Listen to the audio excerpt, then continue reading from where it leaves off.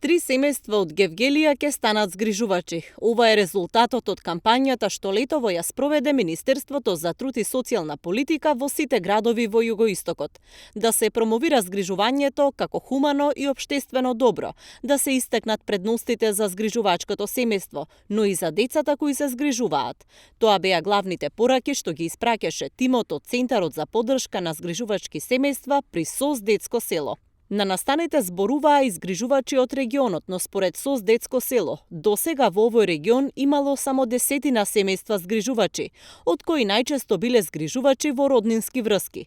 На настаните се промовираа и условите за некое семејство да добие сертификат на згрижувачко. Па згрижувачкото семејство е всушност облик на заштита на дете, односно нуди услуга која што е дефинирана во Законот за социјална заштита. Односно, вака со поедноставни зборови да кажеме, дека згрижувачкото семејство нуди целосна грижа, да кажам, заштита на дете кое што од некакви причини не може да остане во примарното семејство. Постојат критериуми законски кои што се предвидени како да се стане згрижувач. Всушност треба да е лицето полнолетно, да е во општа здравствена добра состојба, да има некаква материјална,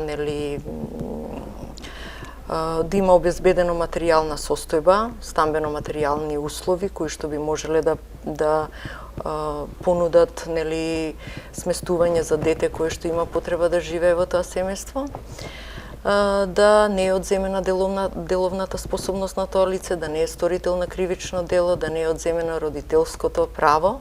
Согласно одлуката за цената на социјалната услуга за 2022 година, висината на месечниот надоместок изразен во нето износ изнесува 16.700 денари месечно за дете кога е згрижено само едно дете, 14.554 денари месечно за секое дете кога се згрижени две деца, 13.091 денар месечно за секое дете кога се згрижени 3 деца, 12.041 денар месечно за секое дете кога се згрижени 4 деца, 11.249 денари месечно за секое дете кога се згрижени 5 деца.